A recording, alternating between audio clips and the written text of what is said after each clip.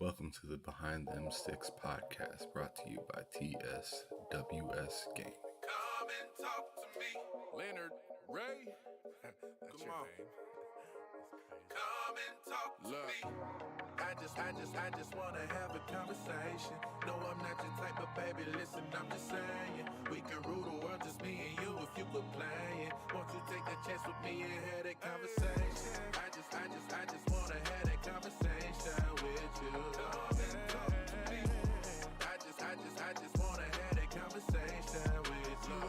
Look, see we vibing and you know it's true. Baby, what it do? Do for me and I'ma do for you. No doubt about it, Boosie. I'm a Midwest king, looking for myself a queen. Ready to chase a dream with a dope self-esteem. You find it in all I know, and that's for real. You get to shaking that ass on the floor, and I see what's real. No disrespect, I just tell it like it is. Do you ever want some kids? What your ultimate goals? Maybe I can help with those. The mo was broke when he made you a blessing. You looking like a whole buffet, and I need some seconds. You say you had promiscuous ways, that was back in the day. I'll be alive, I say I did it. That shit was a phase. So baby, take this journey with me.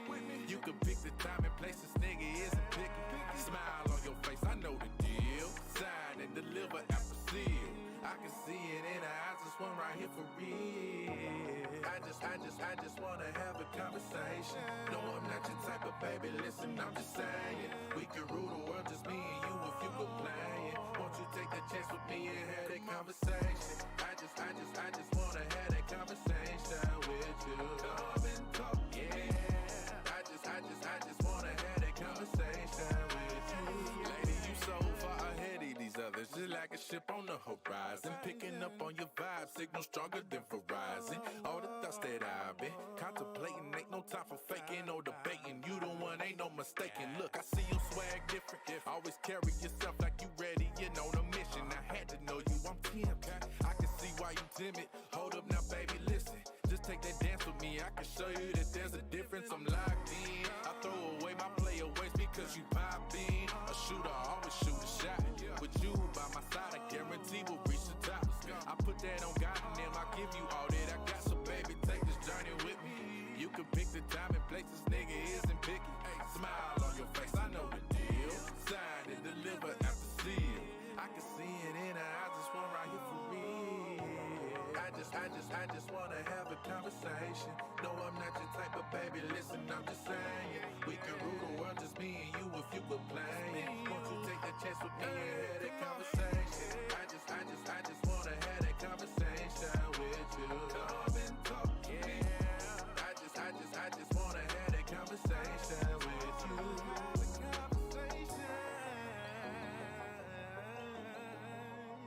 Come and talk to me.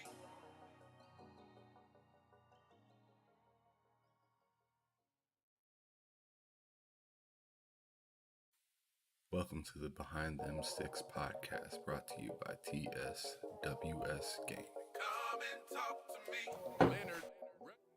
All right. Welcome everybody to another fantastic episode of Behind Them Sticks with your boy Ham Solo 05 Gaming here with you today on the TSWS Gaming channel on YouTube.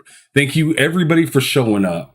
I'm sure more people will start funneling in here shortly, but first and foremost, I want to thank our guest for being on. And may I go on ahead and just welcome him out here right now. Mr. Maka Guides, or better yet, Patrick Maka from Maka 91 Productions. What's going on, brother? How you doing today? Thank you for the intro. I'm doing great. Welcome. Happy to be here.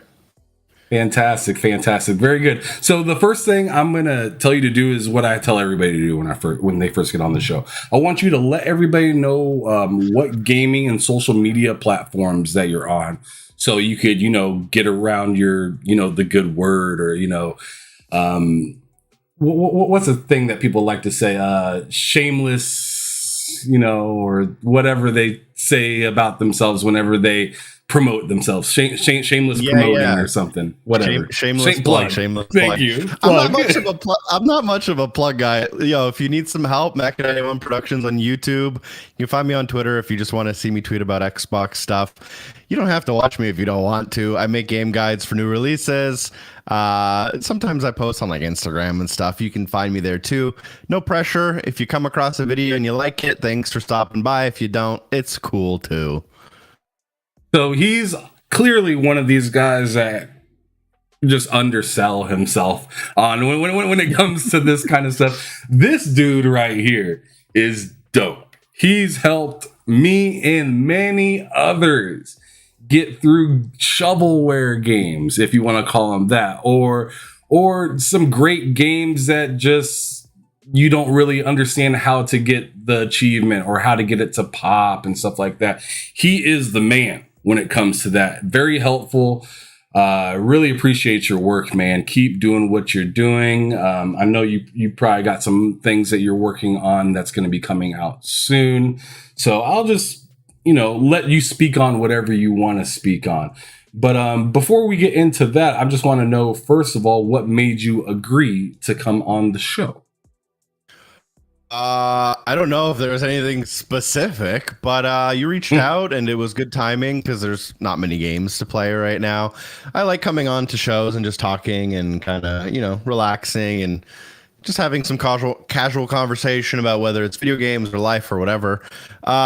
So yeah, you reached out. It was good timing. I said, yes, here we are. It's not, let's not read too deep into it. I think it's a pretty simple thing. I just wanted to have some fun tonight. So.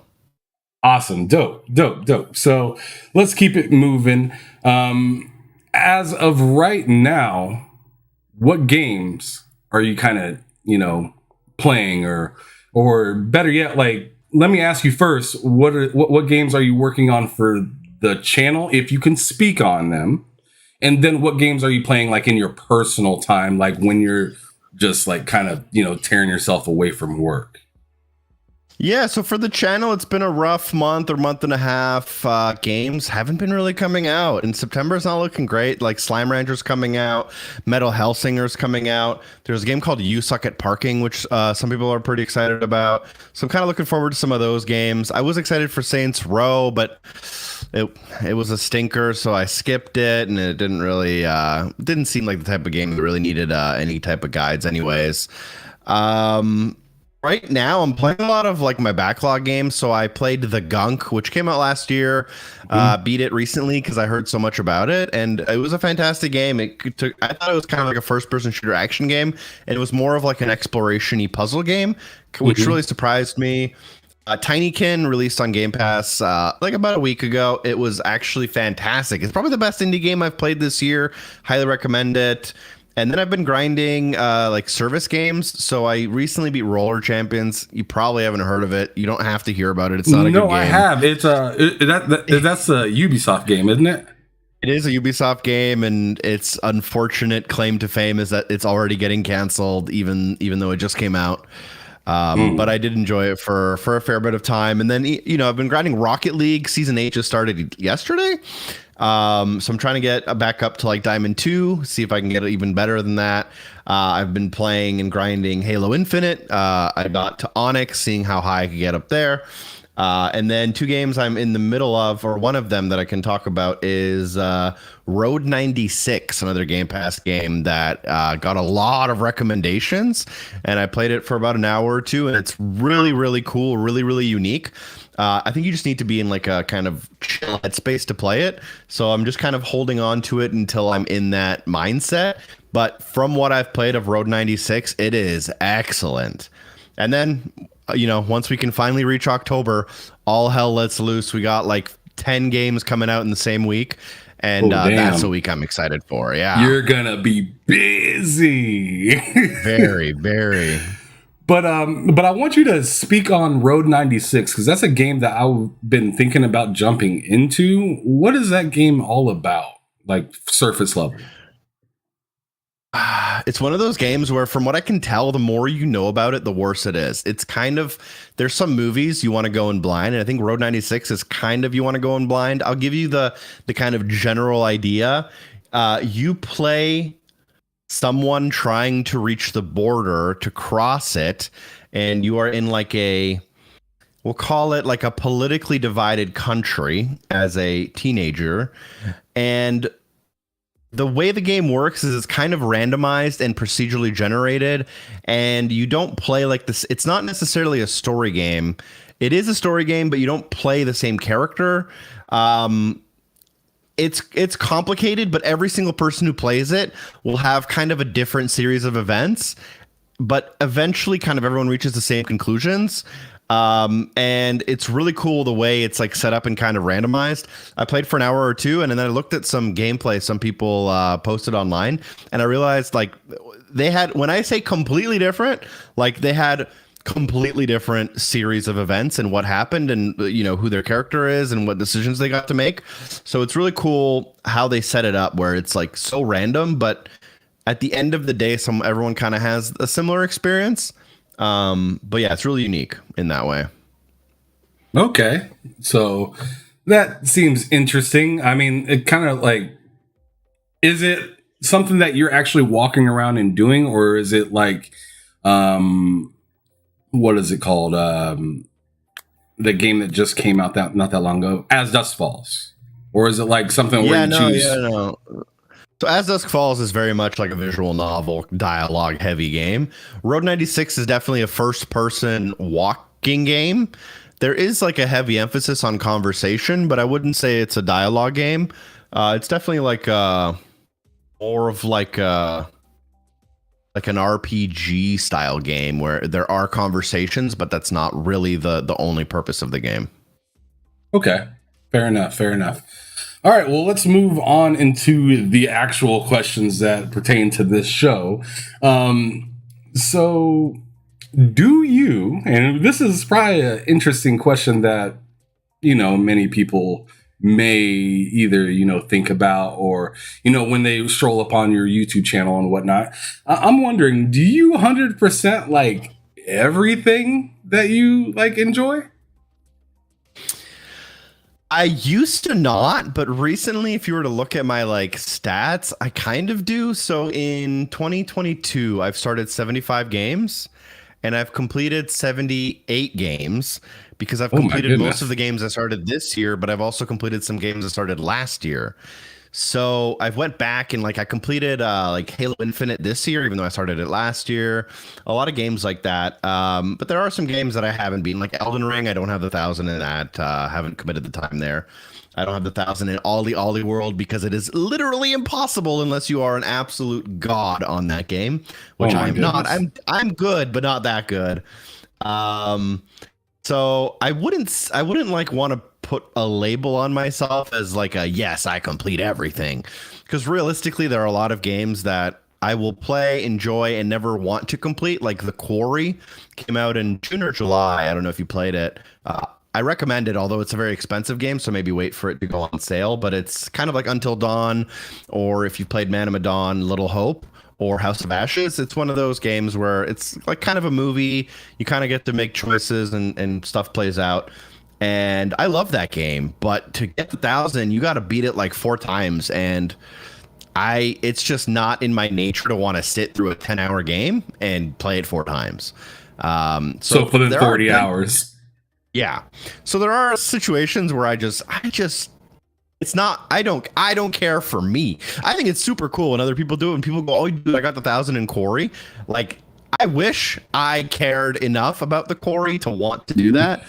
But I care about other stuff maybe that these people don't see the same. You know, everyone's just kind of games for themselves and enjoys what they're playing. So I try to get the 1,000 in situations where I want to, in games I like, and in games where it makes sense for me, which recently has been like more than the majority of my games. Okay, what's the next like proud moment for you with Gamerscore or something like that?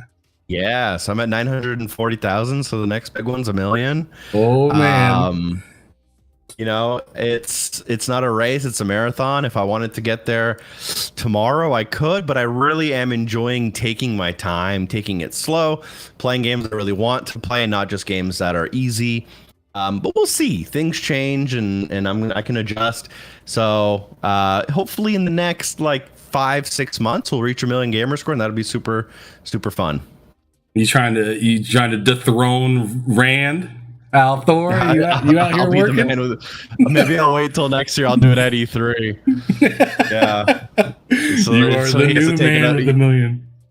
So he has to take it out of his bio that he's the only one to reach 1 million at E3. So hopefully we reach 1 million. Although 1 million nowadays is not quite what it used to be. Yeah, I mean, it's still a super crazy proud moment because I'm not even at 100,000 and you're over here grinding towards your million, which is absolutely insane, man. Congratulations right now. I'm going to say it because you're going to hit it. Thanks, but trust me, it is not as prestigious as you might think. If you had $100 and 10 hours of your time, I could get you 100,000 gamer score on top of what you have right now. It's the landscape has drastically man, you're a changed. Fucking salesman. Get out of here. I'm not trying to sell you. I'm just telling you, if you wanted, you could spend $100 and be 100,000 gamer score richer like tomorrow. Oh my god, that's fucking insane. How many hours you said? Just 10 hours? Maybe less, but somewhere around 10 hours. Yeah. That's freaking insane. I didn't know it was that easy nowadays to just get that kind of gamer score. There are a lot of games that are putting out like 5,000 every 30 minutes. Yeah. As long as you can buy them all. Yeah. That's nuts. All right. It is what it is. Yeah. All right. Well, I got a little question now. We're gonna definitely be diving back into your past as of right now. And the first question I'm going to ask you is, when exactly did you, Mr. Maka, realize that you were a gamer? I don't know if I've ever had that realization. Even now, like I don't know if I ever sat down and went, "Oh, I'm a gamer." Maybe I'm just not a man of like labels. But it's even hard for me to remember like when I started gaming. I know for sure when I was like 7 or 8, I definitely played Doom and Duke Nukem on a PC. I want to say before that we did have an SNES.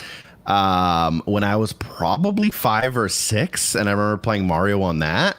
That's your first console, right? I think so.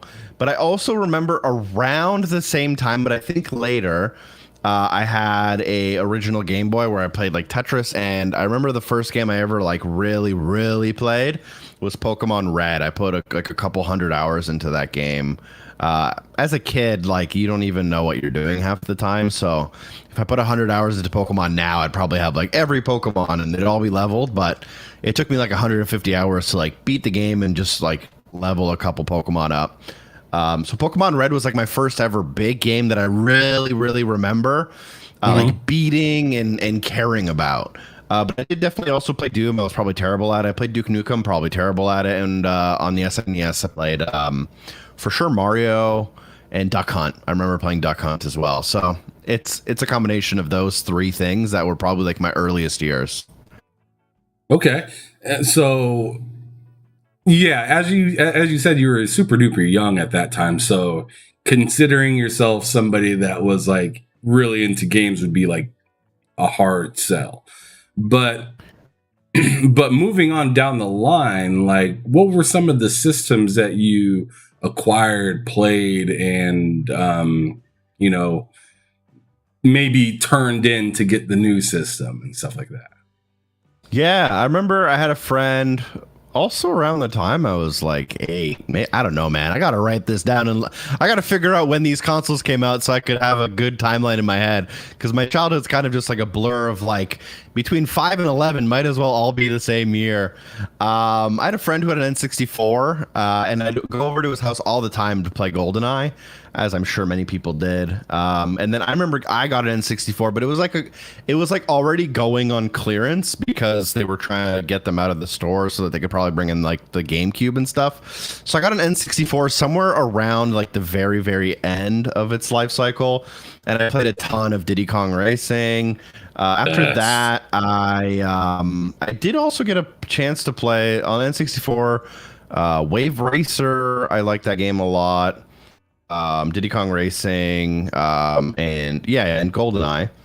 And then after that, I remember around that same time, I got to try games like Metal Gear Solid, the original, which I didn't like because I think I was too young to really understand like what was happening. But then after the N64, I remember getting a GameCube. I played a lot of sports games growing up, so like the original like FIFA 2002, Madden 2003, which I think had like Marshall Falk on it, if I'm remembering correctly. After that, I think I never had all the I've only ever had like one console at once. I'd always have to trade in whatever I had to like get the next thing. So I think after the GameCube, I had a PS2. Then I think I traded that in pretty quickly because I don't think I was enjoying a lot of the games I was trying. What? You turned in a PS2 quickly? That was back in the day when it was kind of a DVD player too, right? People were just buying it for a DVD player. Yeah, that was that console, right? Yeah, it was a DVD player. Yeah, the world's best-selling DVD player. After that, I don't know. I definitely had a GameCube. I had a PS2. I had an original Xbox. Never at the same time. I was also gaming on PC a little bit here and there. So I remember playing like Halo Combat Evolved. I didn't play on Xbox. I played it on PC. And then I definitely had like a 360. Didn't have a PS3. Did have a PS4 and an Xbox One. I have a Switch. So like now I have I'm lucky enough to have everything. But there was a lot of moments in my life where I kind of took a step back from gaming even. Like I remember there was a couple years in high school where I didn't game as much because it was just like life. And then there was a couple years in university where I was just like crazy busy. So also like didn't go crazy with it. But yeah, that's kind of the summary as far as my memory serves me. Okay, that was wild. That was a wild little ride that you took me on right there. Yeah. So which one of those stuck out for you growing up? Like what was the console? I'm going to take PC out of the question. What was the console that really kind of stuck out to you, or was like the heartbreak when you turned it in to get a new console? I think the one that had the biggest effect on like my life is probably the series of Game Boys, original Game Boy, like Game Boy Advance, Game Boy SP. Because I remember playing all the Pokemon titles, but I was also super into Pokemon cards. If you want, I can actually give you a quick peek of my Pokemon card collection, which I still have. Sure. Let's go. Actually, like very, very close to me. So we have the Charizard, and we got like all the retro cards. So I got crazy into collecting cards, and me and my friends like trade Pokemon cards. I love the Pokemon games. Love the Pokemon cards for like many, many years. I think I was probably in a way more of like a Pokemon kid than I was a gamer kid. I don't know, man. It's so hard, but definitely I would say like the 360 was the console that like really took me over the edge and like solidified me as like a gamer. Even though I did spend like many, many years, the majority of the time I just played Halo 3. So to answer your question while not answering it, maybe Xbox 360 and Halo 3 is like the defining moment, but also Pokemon was kind of what introduced me like into this realm. Oh wow! So you give the flowers to Pokemon on some of the gaming. Maybe, yeah. That's at least the initial hook. The initial hook. That's an interesting way to go into gaming for sure. But let's see. So the 360 was a big deal though for you with Halo. Oh yeah. I'm guessing Halo 3. Halo 3. I was lucky enough to get a 360 on launch day. I was lucky enough to not really have it red ring on me for many, many years. But when Halo 3 came out in 2007, it was September, if I remember correctly, right at the beginning of my school year. I think I was in grade 9. So I was just a fresh high school student. We did the midnight launch, and I missed like 2 or 3 days of school, which is I don't advise and I do not recommend. But my parents were wild enough to let it happen. So not parent. Yeah, so Halo 3 and 360, it ate up my life like no game ever did. That's fantastic. Big Halo fan since when, but big deal when it came to 360. I want to shout out the chat real quick. Silent Cypher, Crazy Louie, Matt Likes Games, Infinite Double A or Infinite AA or whichever. I really appreciate you guys for coming through, stopping by. Definitely stick around. We got a lot more stuff to talk about. We just got started not that long ago. Make sure to hit that like button if you can. It'd be much appreciated. Also share this out so everybody else can see that we're going live right now and see if they want to jump into the fray with us and learn a little bit more about Maka as he talks about his, experience within gaming and also content creation and whatnot. So going forward some more, you spoke on the 360 with Halo, but I'm kind of curious, what else did you play during that 360 time? And I'm also wondering if that's when you started to, stack up the, the mileage, the gamer score and stuff like that. Was that the initial console that started it, or was it a little bit later? Oh, no, I was there. I was on the Xbox 360 achievements.org forums from the first day. I was deep in that community, like pretty much as soon as it was emerging. I was posting on the forums, making guides on the forums before like video guides were a thing. Like this was back on the internet when guides were written and they were on GameFAQs. This was like before YouTube in a way, because I think YouTube was around in 2006, and I think this forum and our little community started in like 2005. So it was even before you could imagine what a video guide was in a way. Like I remember the day someone posted a video achievement guide, and it was like they invented something.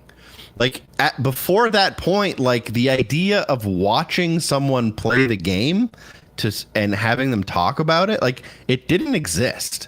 It was text. It was sometimes you'd get like a magazine with screenshots, or you'd get the official guide, but like the whole video aspect, like it was like literally brand new to the internet back in the day, which was just, it was a crazy time to be alive and to be able to remember like a time before video was really possible on the internet, like from an average user to an average user.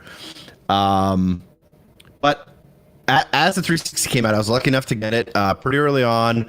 Unlocked a couple of achievements. I was like, oh, these things are pretty cool. I was able to like rent some games from Blockbuster. Remember that?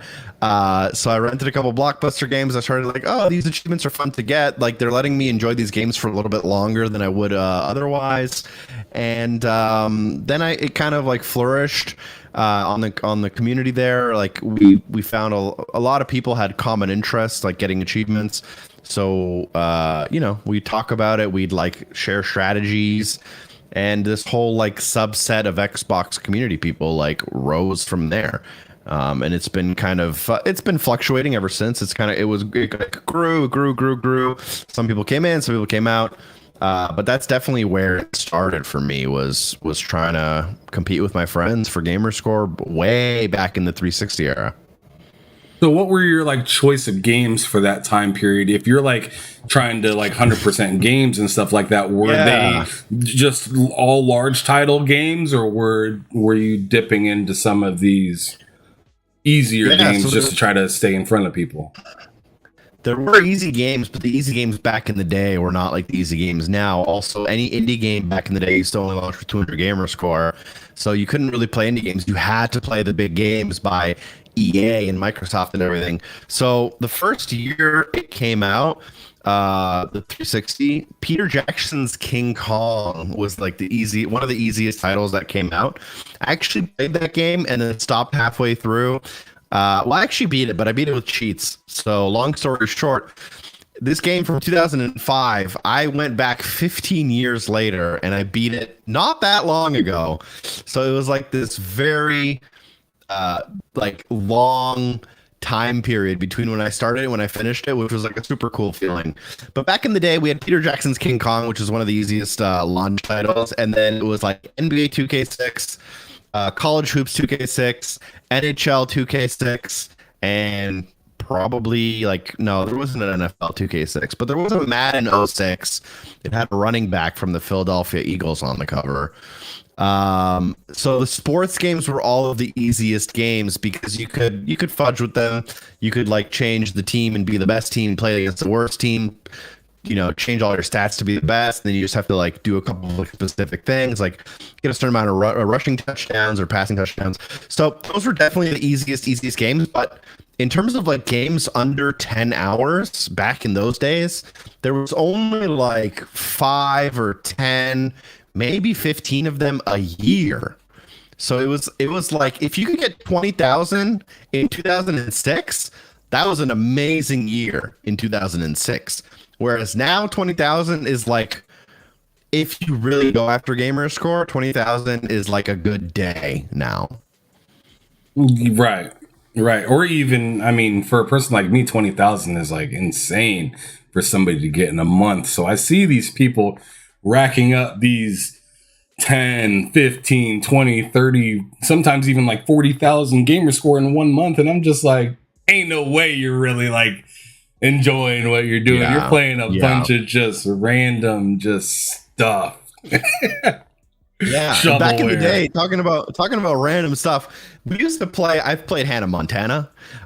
More recently I've played Peppa Pig. I played like every movie tie-in game you can think of. So Open Season, Surfs Up.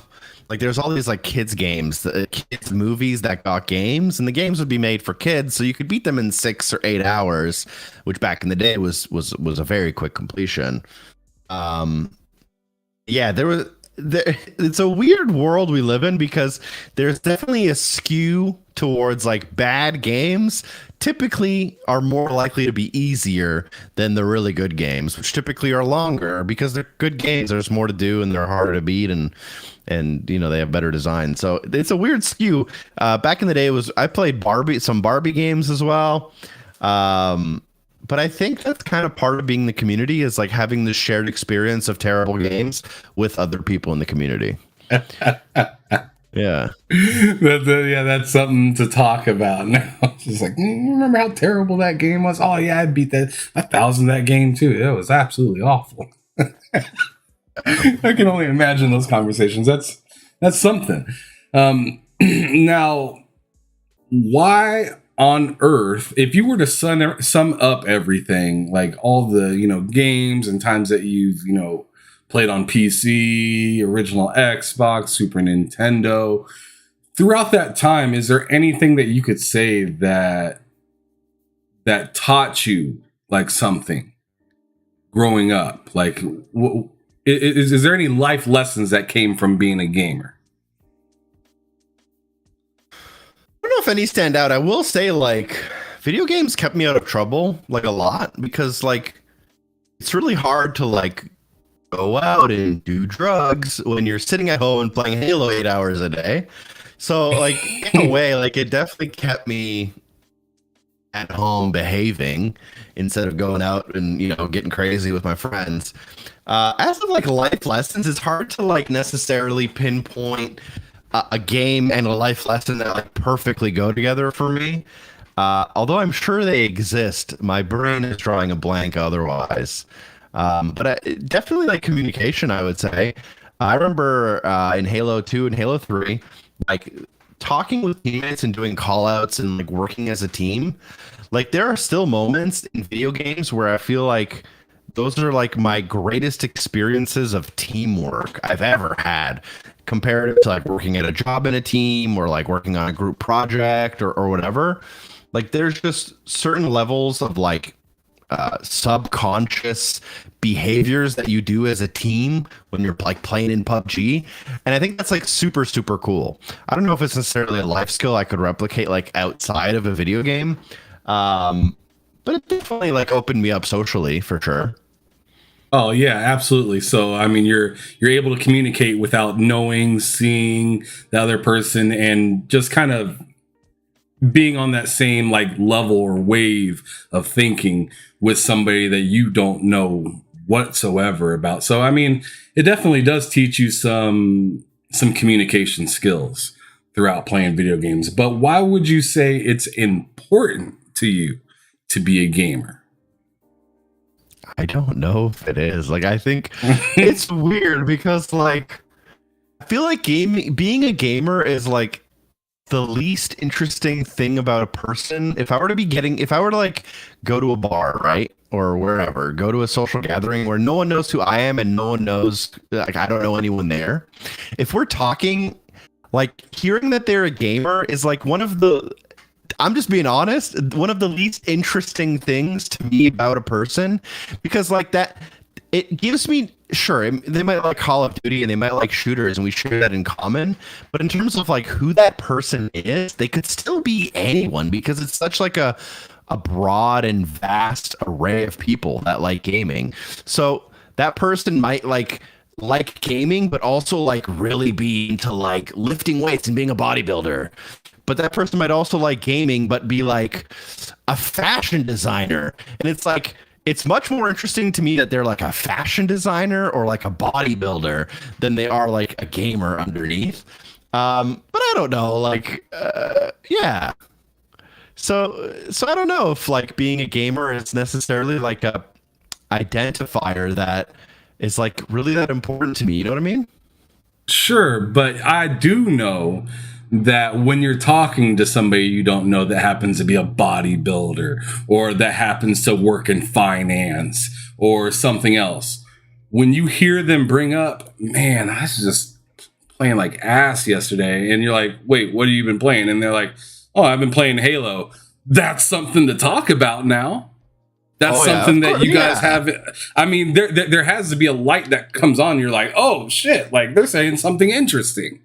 They're not talking about finances. A little bit. Yeah, I don't give a shit about their like weightlifting. It's definitely a good place of like common ground to come back to, no doubt. That is like one of the coolest things about the video games is like the community. So there definitely is like kind of like underlying community feeling between gamers, even if you're not necessarily playing the same game, which is super cool. Yeah, I would agree with that. Okay, so let me maybe revamp this question on the spot. Like, for gaming, what aspect, whether it's like working, the money end of it, if there is any, going to maybe like conventions or something like that, is there anything that's like super duper like important or something that wasn't that important before, but now that like you're in this space, it's become a big part of your life? Yeah, well, it's definitely not the money because I did it for years and years and years before there was a dollar in it. Like when I started on YouTube, you couldn't make money. It was impossible. I had 1,000 videos on my channel before I got a paycheck. Like it wasn't ever really about money. Although it definitely helps to have it to like, get the equipment you need, buy the games you want and be able to like live your life and feed yourself and put a roof over your head while you make videos. I will say one of the coolest parts of it is definitely being able to play games early. Even though I'm not allowed to talk about them, just being able to like experience a game early. This is something I have talked about before. I got a chance to play Halo Infinite. I don't know if I'm allowed to say exactly how early, but many years before it came out. I'm actually in the credits, and that like to me is like so cool and fulfilling. I got paid $0 to do that, and it took up many of my hours. But like in terms of like life experiences and like cool factor, if you had told me many years ago when I was playing Halo 3 10 hours a day every day for a year that I would have even the smallest amount of influence into Halo Infinite, I would have absolutely lost my mind. So I think looking at like opportunities like that that have just come out of like some of the stuff I do now is just like so gratifying to me and so cool, and I'm like so happy to be able to be in this position. So yeah, I think that's really cool, and but I also just like enjoy hearing from the people who use the videos, like, oh, thanks for it's a puzzle game. I was stuck here. I was like so ready to quit this game forever. Thanks for this video. I was able to like, beat a puzzle I was stuck on and not waste my time and waste my money. or like a guide that takes you through a 2-hour game in 30 minutes. Like, I love hearing that someone still enjoyed the game, but they don't have the hours to commit to it to maybe play it normally. So maybe they'll use the guide and they'll still get to kind of feel like they played that game. And like that community feedback I get in the form of comments or just engagement, like it is also completely unparalleled. Just knowing that like I've had hopefully a positive effect on at least some people's like gaming experiences. Okay, Crazy Louie in the chat earlier asked about the Hannah Montana game that you played a while back, and he was wondering, does she sing, or better yet, do you sing in the game for Hannah? There are very many song and dance numbers in the Hannah Montana game. She's definitely on stage at the ranch as Hannah Montana. And if I remember the gameplay correctly, you don't actually like sing into the microphone. But I think there's like a spinning wheel and you got to like time the beats of the song to like successfully win. So there's a lot of song and dance, and you definitely had to do well at them to beat it. So yeah, I'm familiar with the Hannah Montana game in that way. I never thought I'd be talking about Hannah Montana on my channel. That's something. And he laughs in the chat. Fantastic. Anyways, so Halo, since we're on that subject as of right now, and I'm assuming since it's came out, you can have whatever opinion that you want on it at this point. I always have, yeah. How have you how do you think that thing is that thing as an Infinite has been handled, and like what's the differences from when you played it years before the initial launch to now? Yeah, obviously it's had a very long like development cycle. That's not a secret to anyone that the amount of years between Halo 5 and Halo Infinite was a lot more than when you see a game like Call of Duty come out every year. So I guess that would indicate like to most people there was like some problems with the development and a lot of delays, because there were delays, we know that. And I'm not allowed really to say exactly what I played and what I didn't play before it was out, but I will say it's in a very difficult situation right now. Like, I understand the general perception of it. I have played 500 hours of Halo Infinite, and I still launch that game a couple times a week, usually, whether it's to catch up on events, do some challenges, or just play ranked matches, and I still love it. The thing I think that they don't get enough credit for is how good the gameplay is. Forget about the challenges, the bullshit cosmetics, like the matchmaking issues, sometimes the network issues, the problems with like co-op. And if you take all of that out, I think the gameplay is like amazing, and I think that's what gets me back, and that's what makes me hopeful that maybe they'll start making better decisions with like skill-based matchmaking and the content, and like Forge, and like fixing theater and adding more content and more regularly paced content, because there's like such big gaps in time now. So I'm very optimistic, but yeah, it's in a very difficult situation right now, and there's very few reasons to want to play Halo Infinite right now. So I definitely understand that, and I feel the same way. I wish I liked it more and wanted to play it more, and there were more reasons to play it. But the things that make me hopeful is that the base in the gameplay is really good, and if they could just figure out everything that goes around it, then maybe we got something on our hands. Oh yeah, I mean, if it had that, that content and a few fixes around, and it dropped that, campaign co-op and Forge like they're supposed to, that can definitely be a generation type of game, 100%. But and to me, it still has the opportunity to do that. Like there's still that time out there for it to come out and do the damn thing. But I mean, it's just really, as you said, they're in a hard spot right now, and it sucks to see. It sucks to see. It sucks to hop on the game and still only have like 3 or 4 maps to go in between, especially on like big team battle. It's just pretty rough. But anyways, let's bring the energy back up. I don't want to be just Debbie Downer on here for an hour plus. So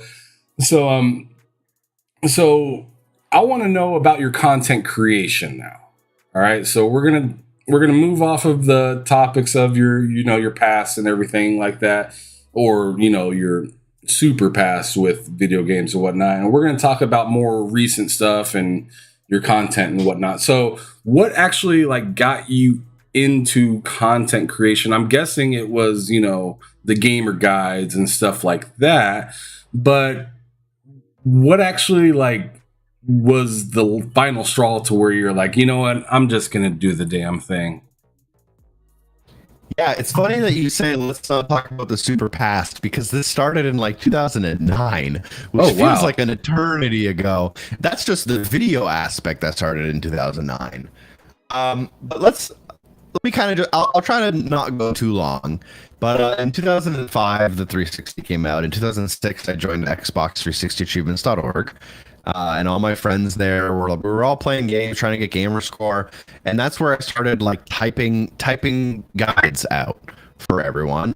And that was on and off over the years as I was like attending high school and whatever. But then in 2009, I started a YouTube channel. I didn't even start a channel. I just like had an account like everyone did, just so I could like stuff and comment and whatever. And my friend broke his controller. Like his stick was all stiff and stuff. And I realized that if you take the shell off and you clean it with rubbing alcohol, you could extend the life of your controller by like a couple months. So I just filmed myself like one hand on a camera, one hand on the controller, and I just tried to show how you could fix it with one hand.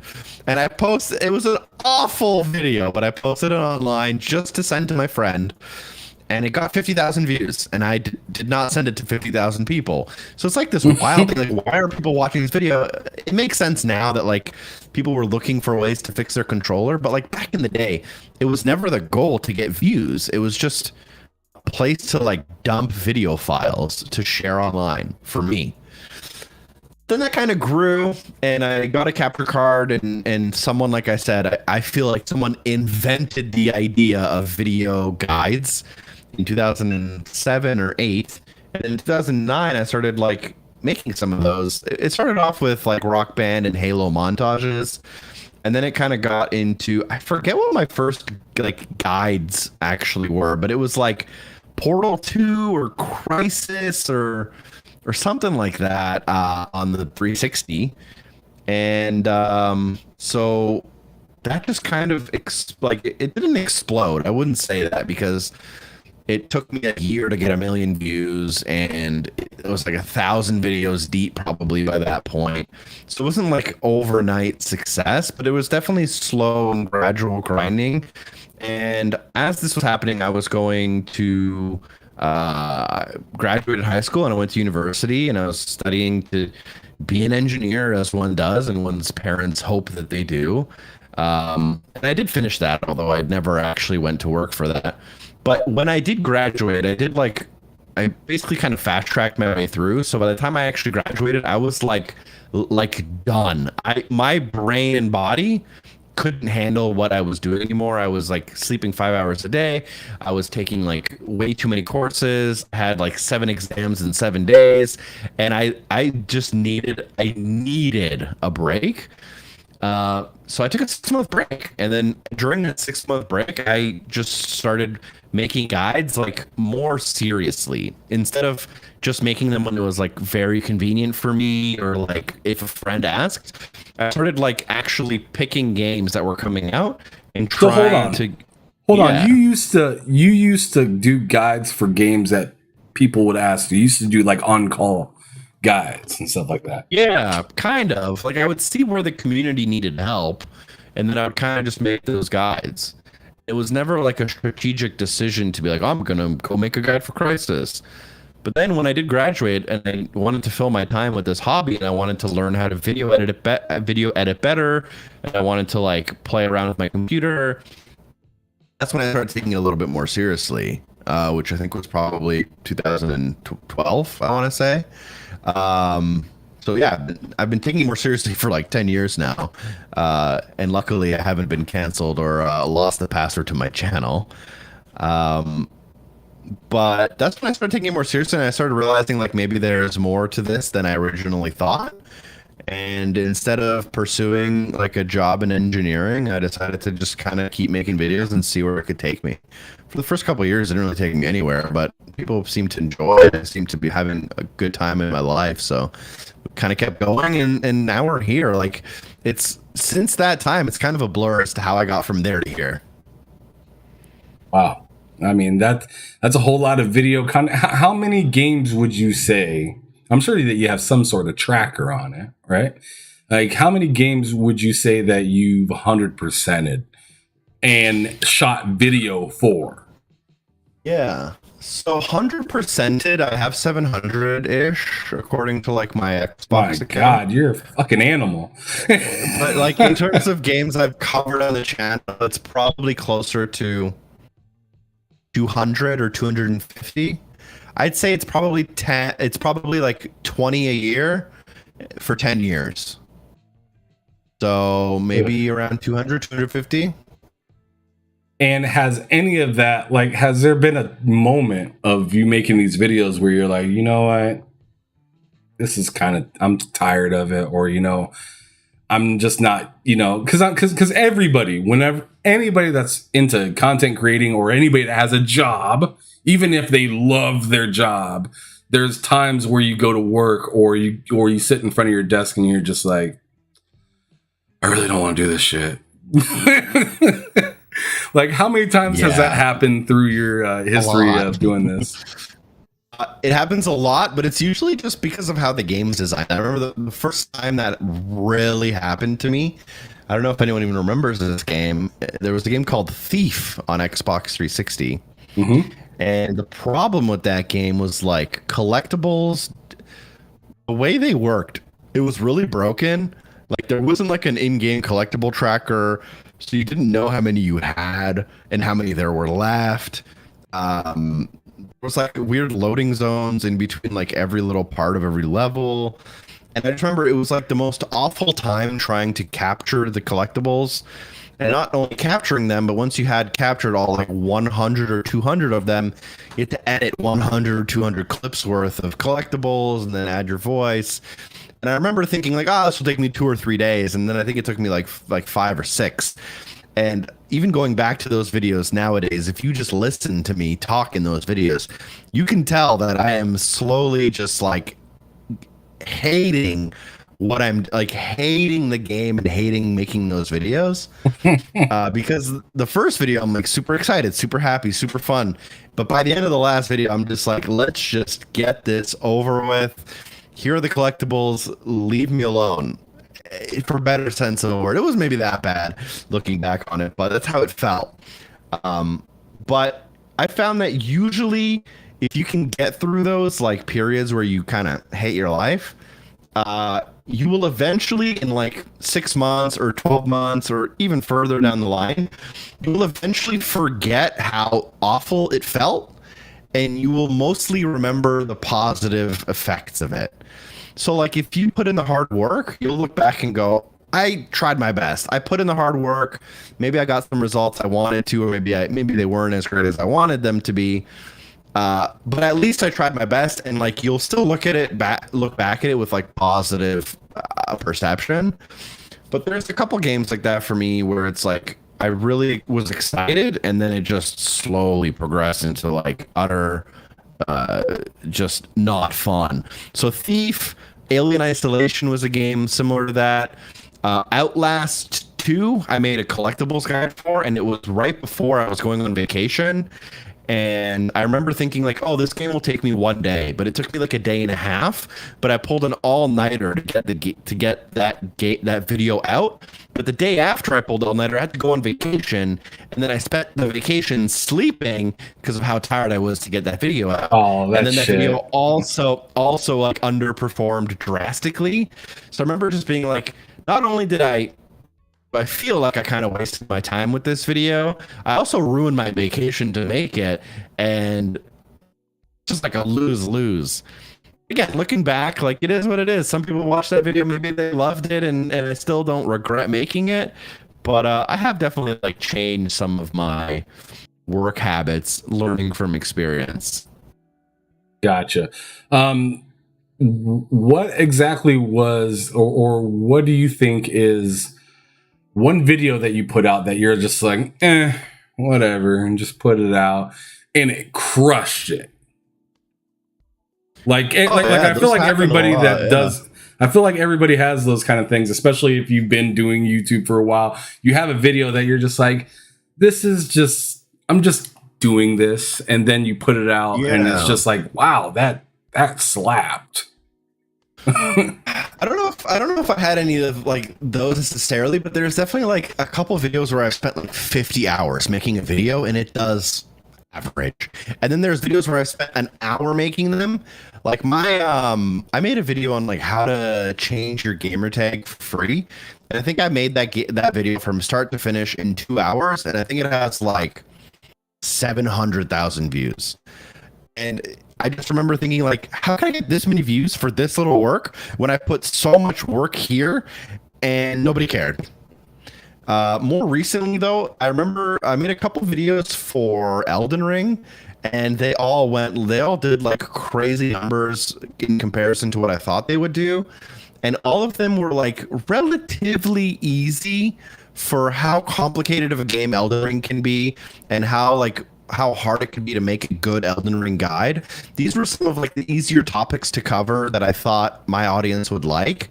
And I think like in 5 videos, I think it did like 2 or 3 million views, which for me is like insane. And I remember when I made them, I was like, yeah, I'm making them, like, I got nothing better to do, but like, I also don't know if these videos need to exist. But yeah, I will say, like, content creation, if anyone's looking for like a tip, like, you gotta just make it. You gotta make the content. A lot of people, what I see is their problem is they're like looking for the right move to make, when the move is just to make the content. People are always like kind of fixated on like what happens before the content, but it's what happens in between content that matters. So some people think you have to get 100 followers before you put out your first video, but you just got to make the content, and then everything kind of falls into place and should figure itself out eventually. Okay. I mean, that's wise words that I even need to take heed of. So thank you for that information. Yeah. But Silent Cypher in the chat says, I've used so many of your guides over the years. Thank you so much for the content, Maka. So you definitely got some fans in the chat. That's pretty nice to see. And I mean, I'm obviously a fan of yours. That's the reason I've heard of you and actually invited you here, is because I've done several of your different guides. Subnautica was one that I really actually ended up enjoying the game because of the guide.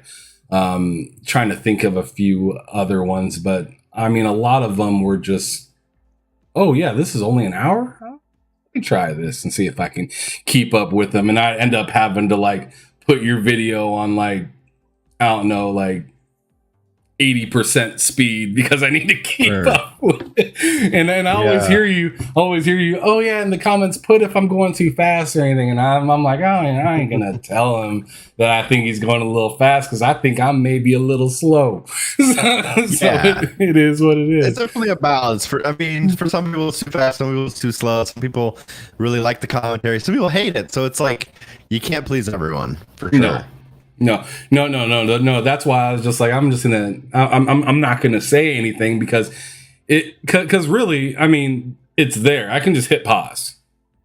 I can also, slow down the video. So there's definitely options there. I'm just happy that there's somebody out there doing it. And speaking of somebody being out there doing it, I'm wondering, do you ever collab with other people in this space? So like, if there's a video that, like, actually, I think I've seen you do this, because I think I went to 100% one of the Doom games, and you actually referred me to somebody else, but it was your video almost.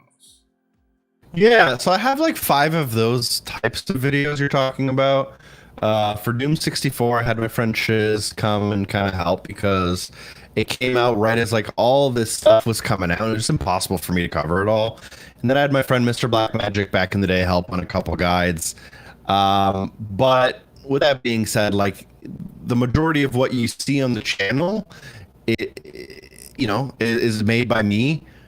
Probably over 95% of it. As of right now, I do have a friend or two who will capture and submit their content. I do pay them for it, so it's not like it goes both ways. I hope, or else they probably wouldn't be doing it. I would assume. So I do have some help every now and again when I need it, which is great to have and be able to rely on people and collaborate in that way. But in a way, I still am like a little bit of a one-man show. I've been trying to figure out how to maybe like bring more people in, but it's actually surprising. The more I've looked into it, it's actually surprising how hard it is to like bring people in and try to make sure everyone's happy and everyone's on the same page and everything. So I haven't really collaborated, I wouldn't say too much. But I do have a lot of like content creator friends who I talk to a lot. Randall Thor, I know he was on this show. Talk to him a couple times a week at least. Caboose, he primarily focuses on like Mortal Kombat and superhero stuff, but he's also a close friend who I talked about content creation with a lot. So I know a lot of people in the Toronto scene too. So it's really great to like bounce ideas off of them and kind of feel like, what do they think about TikTok versus Instagram now that TikTok's kind of taken off? Like, how do they approach the YouTube algorithm? How do they approach sponsorships? And it's not like they necessarily have the right answer. It's just they have an answer that works for them. And it's cool to have those conversations with them and try to figure that out. So I wouldn't say like I necessarily collaborate too much on the actual content itself, but on the actual like behind the scenes stuff that maybe people don't think about. There is a lot of like, bouncing ideas and stuff. Okay. Let's say a game is 10 hours long. Okay. 40 hours is the answer. Yeah. Okay. So you already knew where I was going with that one. Yeah. I play a game like, go ahead. Ask the question. Okay. Just so you guys in the chat or whoever happens to be watching this afterwards, I'm asking him how long, like if a game is 10 hours long, how long does it take you to make a video for everybody to see with the commentary? And I mean, because there's so many things that you have to, cut out and put in and like do commentary for it. And then like literally direct people into this is what you need to be doing during this actual time. Whether you need to sit here, you need to make a save real quick, or you need to come back into a new game plus and do this kind of stuff. Like you said, 40 hours, 30 more hours in the game takes. Yeah, it depends. Generally speaking, however many hours it takes you to do the game, you can like multiply it by like 3 or 4 to get an idea of how long I play it, capture it, edit it, post it, everything all in. There are games where the game's 6 hours long and the video takes me 8 hours. But generally speaking, if the game is 10 hours for you, then for me, it's going to be just the exact same game is going to be between like probably my first playthrough is going to be 15 hours. Because I'm scanning every corner for collectibles and looking for these opportunities and testing strategies and filming things. And if they don't look right, I film them again. So just a 10-hour game on its own is going to take me 15 hours to beat. even if I do play on easy and I skip all the cinematics, which I often do to save time, that's kind of how I win back some of the time that other people are spending on the game. But then a lot of the times I'll have to play I'll have to play level 2 or 3 times. So if you take the 15 hours, the first playthrough, but then you got to add like another 15 hours for the second and third playthrough. So we're at 30 hours there. And then just organizing the clips and editing them and adding my voice and rendering out in 4K and making a decent thumbnail and a good title, adding in the timestamps, posting them on like Twitter and True Achievements and all that. Like, all in a guide for a 10-hour game, like guides for a 10-hour game could easily take like a whole week, like 40 hours, 50 hours. Yeah, it's possible. Lord. Depends on the game. Do you ever happen to like run into achievements on accident and be like, damn, like better yet, do you ever have to like switch an account because you accidentally got an achievement or something like that? I have like three or four accounts going. So I will often play on my girlfriend's account, my account, and then I have a third account just for testing stuff. It can get really like confusing going between even save files. A lot of games just have save files. Save slots, whatever, so you could kind of play through that in that way. But a lot of the times I'll be capturing and I'll earn an achievement. So I have the unlock captured, but then I can go back and like earn it like without the achievement popping, just to show a better way to do it. And then just kind of edit in that, this will eventually unlock the achievement as shown here. So it depends on game per game. But yeah, I will have multiple accounts playing. Like for Halo Infinite, I had 3 save slots that were all progressing at the same time. So I beat mission 1 and 2. And then I went to my second save slot, beat mission 1 and 2.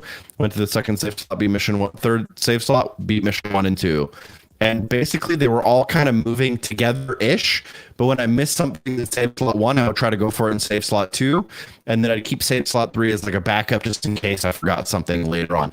So it's not uncommon to have like 3 instances of a game going at once so that I can make sure I don't miss anything. My goodness. So yeah, you work a lot harder than a lot of people probably like perceive. They probably think, I mean, I'm just going to go on based off of what I thought. Like when I turn on your thing, you make it seem as simple as you just turned on the game and just beat it. That's the goal. I want you to think that. Yeah. I want you to feel easy. Like I don't want you to feel like, oh, if it's such a struggle to get those, it's going to be a struggle for me too. It's supposed to be, I think that's kind of important is making it seem reasonable and easy when you're watching. Yeah, Crazy Louie in the chat says, wow, and that's insane. Silent Cypher says, yikes. That's a lot of time. You have my unlimited respect, especially when you have to play through bad games. It happens. Not even bad, just games I don't like. Or imagine a game like As Dusk Falls that I've played probably all in 3 times. It's a dialogue game. I press a button and then I sit and I wait for 2 minutes. And it's a 6-hour, 8-hour game. And I played it 20 hours instead. So I know like how every decision in that game can play out. It's definitely not for everyone. This type of gaming. It's there are times where it gets to you. Oh, I bet. Crazy asked if you played Peppa Pig, and yeah, earlier in the episode he did say he played Peppa Pig. Did you 100% that game?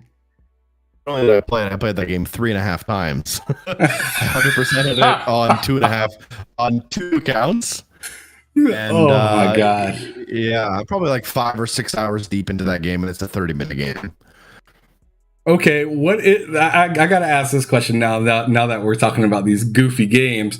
What is the game that you think is the most like the shittiest game that you ever 100%ed? That you were just this isn't too hard, but this is terrible. A lot of games that are like recent in the last year that are like unfathomably bad to the point where they almost don't work. I don't even want to talk about those games, but there's a game that really sticks out to me, and it was called, a lot of people won't remember this game. I don't know if it's a Ubisoft game. It might be, but I don't remember.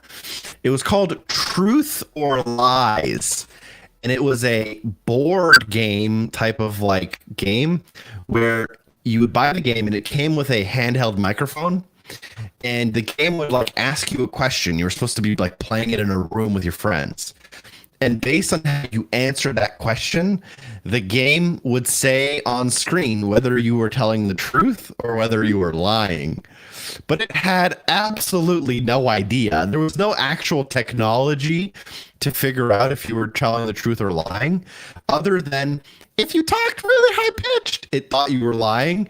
And if you talked really deep, it was like, oh, he's definitely telling the truth. So here I am, like an absolute idiot, sitting in front of my TV, and the game's asking me questions. Who's your high school crush? And I'm like, I got to tell the truth because I have to unlock an achievement. So I'm talking really deep, just like this. And the game's like, congratulations, achievement unlocked. And I still remember to this day how absurdly stupid that game was, how stupid I felt playing it, and also how broken, useless, and dumb that game was. It didn't work. Even all it did was it tried to read the pitch of your voice, and it didn't even do that very well.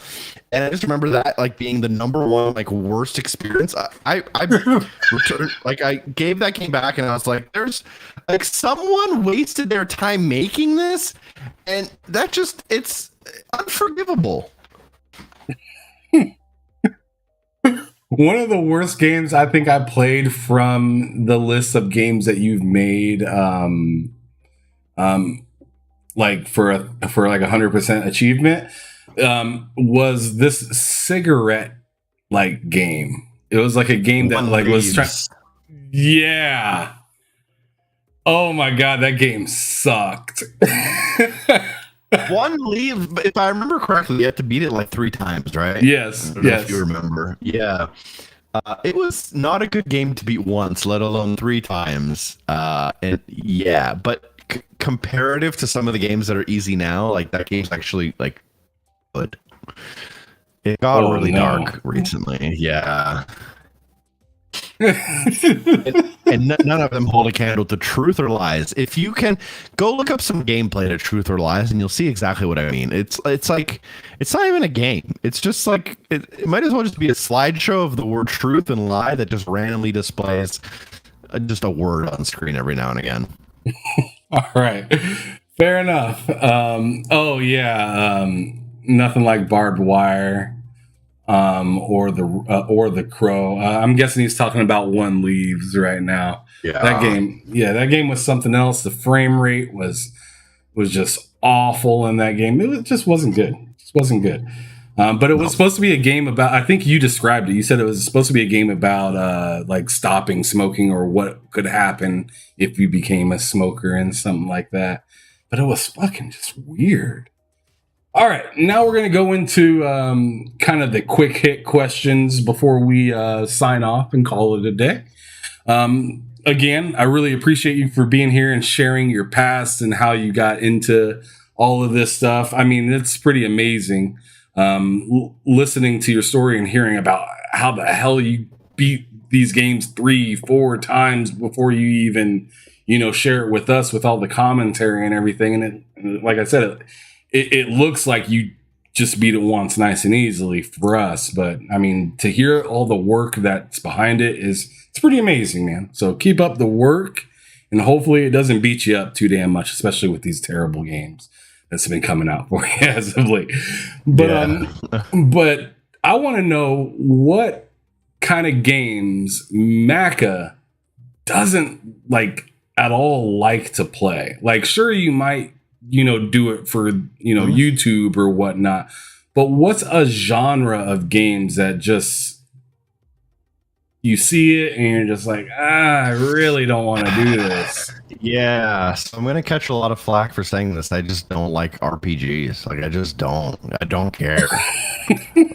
Dragon Age, no thanks. The Witcher, literally would play any other game instead of playing The Witcher. And it's not that they're bad games. They're just like, for some reason, my brain just does not enjoy them. There's nothing I can do to change the way my brain tells me how to feel when I play them. There are certain doing quests. I hate the aspect of like dialogue trees and talking to people and like traveling between different locations, and that's just something that happens a lot in RPGs. So RPGs, not my cup of tea. Also, I just don't like play a lot of third-person action games, which you'd think that's like a pretty common genre to make guides for.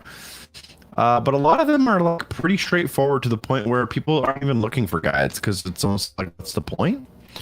So yeah, unfortunately it's RPGs. I just don't have the mental capacity to put 100 hours into like The Witcher. I don't know what it is. So a game coming out like Starfield, not excited? I'm gonna play it. I'm gonna try my best to enjoy it, but it is not made. It is not made for a person like me. But I'm gonna try my best to get the most out of it I can. Okay, fair enough. Fair enough. So you are gonna try it. Are you trying it for your channel? Are you trying it for your channel or just for the love of gaming? The love of gaming. I'm a big fan of like game development in general, so I'm really excited to actually see like what the team put together and what like the ideas they're exploring and like what type of innovation they might be trying to attain. Like all of that stuff actually really excites me. But the idea of like getting into a ship to travel to a planet to explore it, like I kind of don't care. But like I don't care until a game convinces me otherwise. And maybe Starfield will be that game that convinces me otherwise. Because I've also, generally speaking, I don't care about like story games. But then I played like What Remains of Edith Finch. I played Uncharted 4. I played even a game like Inside. And I've realized that there are some games that can tell a story in a way that I really care. It's just that most games don't do that. And I'm hoping that Starfield is kind of like that, where like, generally speaking, I don't enjoy RPGs, but like Fallout 4 I enjoyed. So maybe they'll catch, like there'll be a little magic sprinkled into Starfield that will make me enjoy it. Fair enough. There's always a few. I mean, when I say that I don't like a certain genre, there's still a few games that I fuck with. You know what I'm saying? So I'm really not into turn-based at all. But I really enjoyed like Stick of Truth. I really enjoyed Fractured But Whole. I'm going to try to get into Persona when that comes to Game Pass. So, I mean, there are definitely, you know, some I'll let slide in the genres. But I totally feel you on just being like, you know what? For the most part, fuck it. I don't care. For the most part, it can go to hell. But I will play a couple. Yeah. Gotcha. Like, if you told me this RPG is like a 7 out of 10, not going to play that RPG. I don't care enough about RPGs to play an average one. But I am enough of a video game fan to play one that could be a 9 out of 10 or, you know, could be like, you know, regardless of how you look at it. Huge team, huge budget, huge title, lots of fanfare. I'm excited personally as a gamer, and I'm also excited personally as like a YouTuber who could cover this game. Yeah. So you mentioned earlier that you're not that you were going to get into Saints Row, but you decided not to because of, you know, I'm guessing how the game was either running or just, you know, the way people were talking about it. What makes you not play a game? Is it just people that talk about it, or is it something that you see personally? Like for Saints Row, for instance, what made that game just unplayable for you? Because from what I hear, the people that do play it say that they really like it. Yeah, maybe they do. I don't know. It was a combination of things. I didn't get my hands on it early, which is tough when you're trying to make videos, and other people did get it early. So I'm, you know, feeling like you're already behind and having to like rush videos. It's never a good feeling because you know the quality of the videos is going to suffer. So going into Saints Row, I would have either had bad quality of videos, which I don't want to do, or I'm playing it without even being able to make videos, which is also like a tough position to be in. So some of that had to do with like a personal situation where like I wasn't really going to be able to make guides, and the game doesn't really function in a way that like supports players naturally looking for guides, and those guides already existed. And so some of it's that, some of it's like, do I want to put 50 hours into a game and maybe get a video or two out of it? Like, maybe not. Am I having a good time in Halo and Rocket League? Yes. Okay, then I'm more likely to want to spend more time there. Am I trying to like plan for October and maybe do other stuff in my life? Like, it's a combination of a lot of things. I wouldn't say in any scenario it's like there's a list of things where I'm like, if it's this, and this, then I'm not covering it. If it's this, and this, then I'm covering it. I will say, like, high profile single player game with collectibles, 100% I'm making collectibles guide. Open world game where everything's on the map and all of the achievements are for beating the story. Not really a point for me to make a guide for it for the most part. So there's like this, and then everything in between is just like kind of on the spectrum. And Saints Row fell to the part of the spectrum where it didn't really make sense for me to devote the time for like the YouTube part of my life, and it didn't really intrigue me enough to devote time to it for like the personal side of my life. Fair enough. That's a great way to assess things. I mean, you got a whole lot going on in your head when you're assessing this stuff. A lot of different things. I'm pretty selective, yeah. Crazy Louie asked, how about Cyberpunk? I played Cyberpunk for like an hour. Encountered like 2 serious glitches, and I stopped playing that game. I don't know. It didn't get me excited. I didn't care. Not that it's a bad game. I wouldn't know. I honestly wouldn't know if it's a good or a bad game, other than the fact that I played it for an hour and had 2 glitches, and I've had friends who have told me they've been frustrated with the glitches in it. I haven't played it enough to know. But how long ago was that? The day it came out. Yeah. Oh, okay. Fair enough. So I know there have been updates. I know that it's like Xbox Series X and S enhanced, and I'm sure there's plenty of reasons to go back, but I don't know. You know, I mean, and that happens a lot with games. You know, like once, you know, you have this window to wow me, and once it leaves that window, then it's just another game. I think for me, that's why I can't get into RPGs, because the RPGs don't tend to have a high wow factor when you start out. No, it takes a while. Yeah. It takes a while, usually. But getting towards the end, I want to know like what the best 3 games that you played in the last year. Whether they came out within the last year or not, it's up to you. But what are the best 3 games that you're proud of that you would sign your name on and say, this right here is the shit? Putting me on the spot, eh? Oh no, I'm gonna have to really think about this, or else I'm gonna say something I regret. Here, I'm looking through some games I've recently played.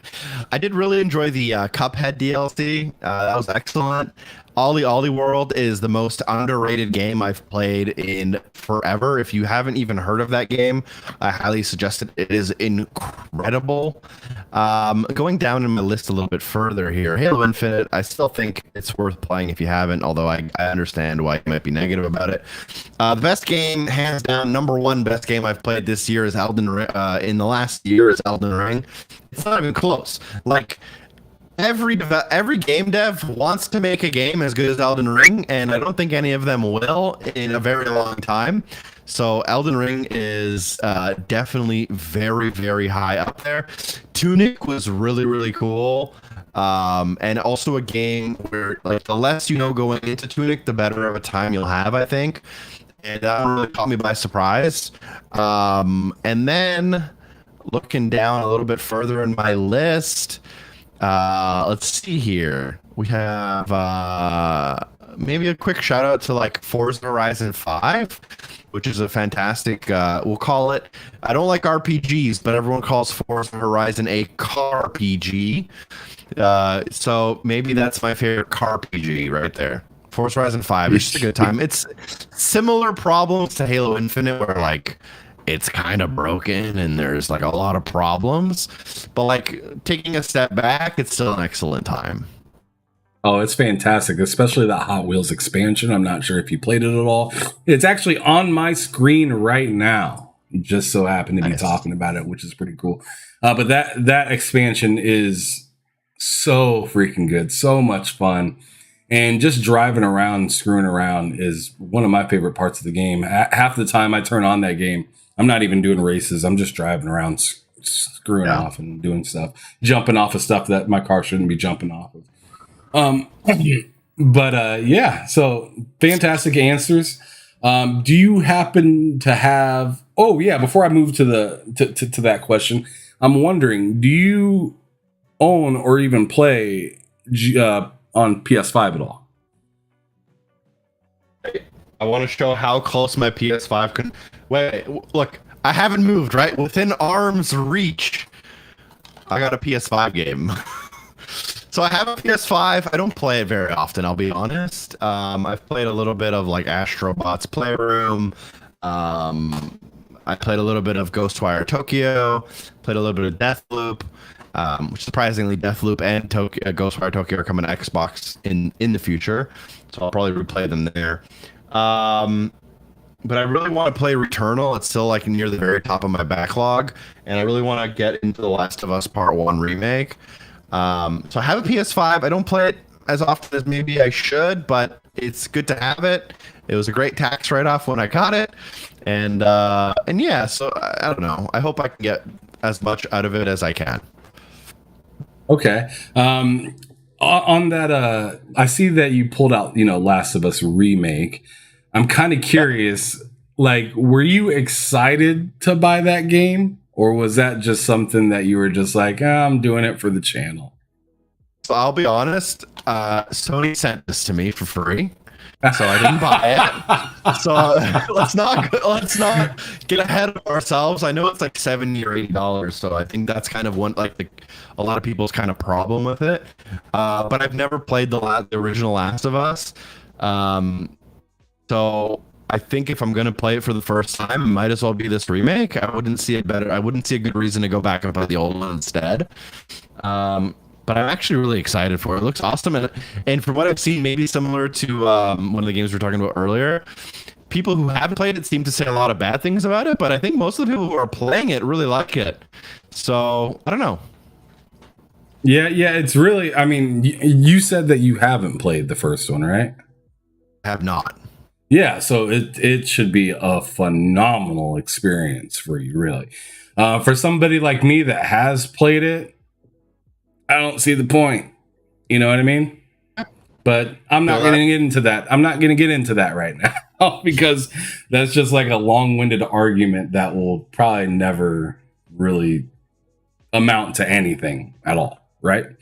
So moving forward, I'm curious, what's your favorite studio and what game best represents it? So it can be a studio that's out right now. It can be a studio that closed down like Midway or something like that.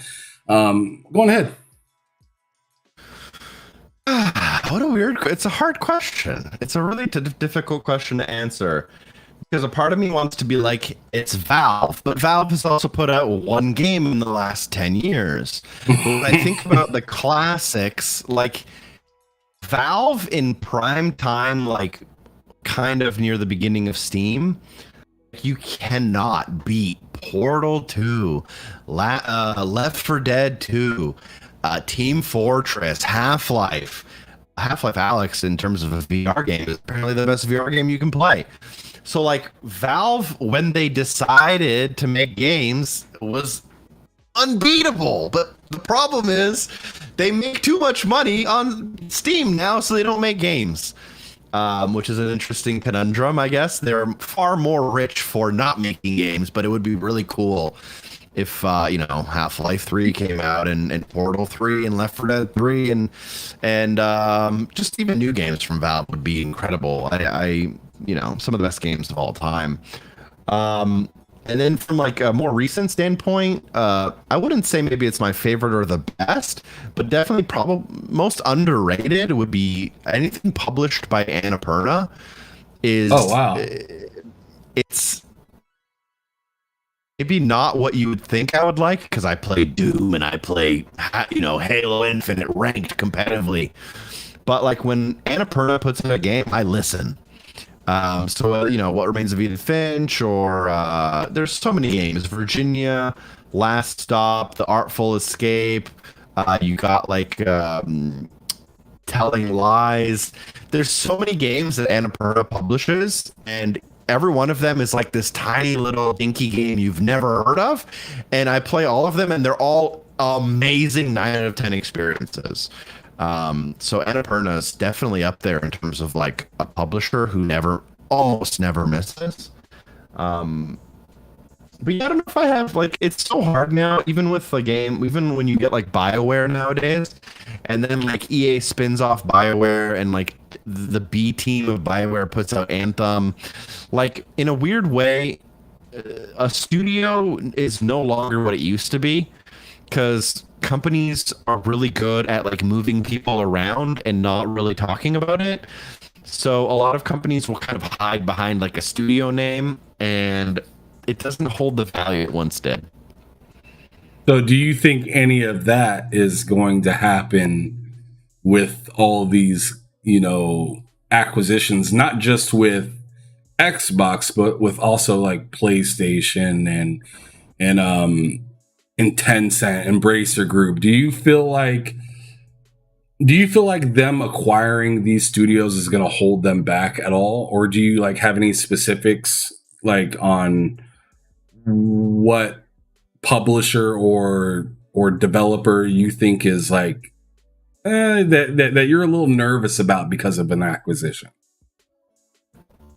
I will say that like individuals who make up studios are more important than the studio itself. So a lot of the time, like, it'll be like, oh, Xbox bought Rare, and it was like, okay, cool, but is anyone who worked at Rare 20 years ago when they made GoldenEye and Banjo-Kazooie and Perfect Dark, did any of the people who mattered at that point still in the company? And it's like, well, yeah, like one of them is, and they now work at Xbox. They don't work at Rare anymore. So I think that happens more than I think people realize. There are very important key individuals who get lost in these transactions because they don't want to like be acquired. So they'll have a contract where they gotta like work out 2 years after this acquisition. But during these 2 years, they're phoning it in, and then as soon as those 2 years are up, they're looking to start their like a new studio. And I think that is actually a really big like negative behind a lot of these acquisitions that I don't think people think about. Is these like really important key individuals leaving the studios as soon as they're acquired. And I think anyone who works in like gaming in this specific category will probably have the same conclusion and agree that these key individuals are much more important than the rest of the talent in the studio.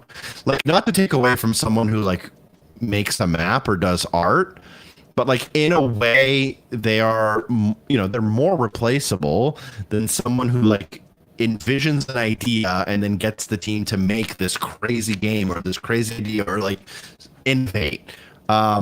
It's a lot harder to get those people to stay on board during an acquisition than it is for someone who's just like trying to feed their family by being a game dev. So yeah, it's hard to stay. Okay, well, with that being said, I'm kind of curious, like, what your feelings are. I have this guy coming on my show next week. Super dope dude. He actually used to be, he used to work for 343. You probably heard of him, Jerry Hook. Okay. So he just recently, left 343 to build his own studio, which is Jar Sparks, I believe.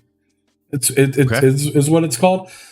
Did something like that movement from a guy that's been working with 343 since like Halo 4 and stuff like that, did that kind of move trouble you at all? I don't know about like him specifically, but like there is a very important thing. I don't know what that thing is, like like a feeling that left when Bungie left Halo, and a lot of the key people left Halo to work on Destiny. Halo lost something huge. Can't be replaced by just taking like 90% of the bottom employees and moving them over. So it is very eye-opening when someone important with a lot of power who has had a historical positive effect on a game or a studio, when one of those people leaves the project, it's a pretty big warning sign, in my opinion. Yeah.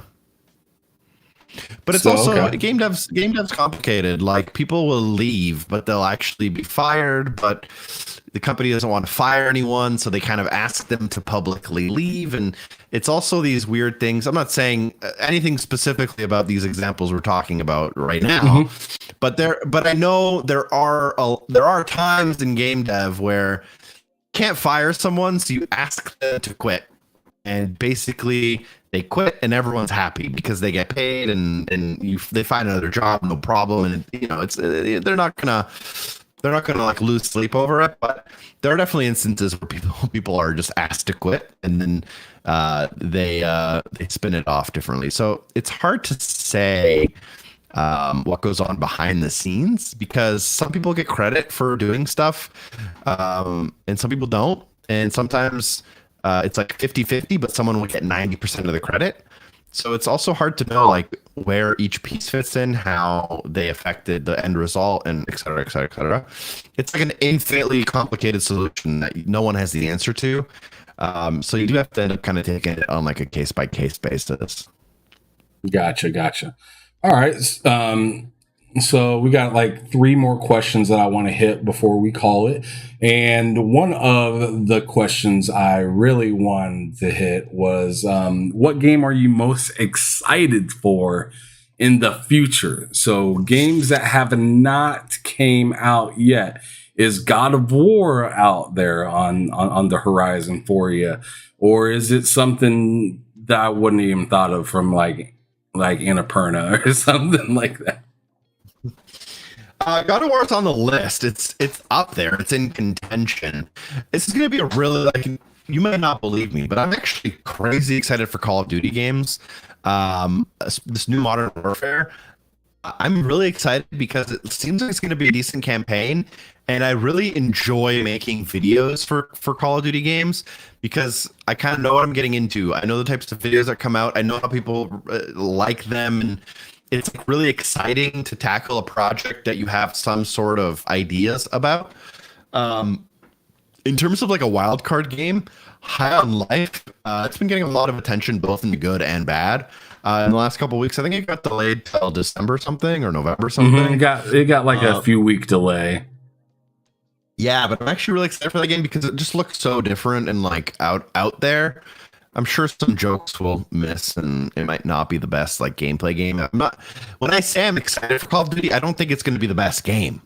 Same with High on Life. These are games I'm really excited to play because there's like this kind of question mark behind them. Whereas God of War, I'm excited to play it, but I kind of know what I'm going to get. It's going to be an amazing game. It's going to have great gameplay and great narrative and blah, blah, blah. But like to a certain extent, like you know what you're getting there. And I kind of like to be surprised, even if it's positive or negative. Like High on Life, I want to know what it is. Scorn is coming out. Even dude, like talk about not knowing what it is. Scorn is like the biggest question mark to me. Like, right? I still don't know what the fuck is going on really in that game. Yeah, who knows, man. So I kind of like the question mark games. They excite me more than like the obviously this game's going to be good type of games. Yeah, like God of War, Call of Duty, stuff like that. Gotcha. And if you were to go back or if you were, to go to the store, like a retro game store, and pick 2 games off of the shelf and then give them to developers and say, remake this, what 2 games would you pick to see get redone completely? Redone completely. From the ground up, bud. Halfway through your question, I was going to say Portal 2, but that game holds up so well, you don't need to remake it. It's still a graphically good game, narratively good game. It doesn't need new graphics or anything shiny added to it. It's still a classic. Probably like completely remade. Mm-hmm. I would love to see Halo 3 get the treatment that Halo 2 Anniversary did with the new That'd be cool. cutscenes and just like how over the top they went with Halo 2 Anniversary. I'd love to see that happen in Halo 3. I'm really having trouble thinking of something like I'm sure I know. So this has kind of been leaking lately, but Silent Hill, like, has been there have been the rumors coming out that game getting a full remake, and I feel like that's like the perfect game to get a remake, because I'm trying to think of games that were held back by technology. Portal 2, it wasn't held back by technology. They did everything they wanted to do with that game. But if you look at a game like Silent Hill, they had so much fog in the game because they couldn't render distance because the PS2 was not powerful enough, or PS1. Whichever. PlayStation 1. Yeah. Same with Resident Evil 2, which got remade. They had a door in between every room because they had to load in the room every time. So the fact that they could make it like this cohesive house in the remake, like, there was this huge benefit. So I'm trying to think of a game that like was held back technologically that really needs like a remake, and I'm having trouble. Figuring it out. Tony Hawk Pro Skater 1 and 2 HD was right up my alley, though. I think that's like the type of game that benefits from it too. But yeah, I don't know. I'm having trouble. What's the game for you? Let's see. So Midnight Club. Sorry, I'd love to see. I'd love to see Midnight Club come back with all the flash and type of music that it had back in Dub Edition. And then the second one, maybe like a true crime Streets of LA. Nice. I mean, that's just me reaching off the top of my head. Since you asked me the question back, I'm just like shit. Like, it's something that I just thought of. A third game I'm gonna throw out there: Road Rash. I love Road Rash.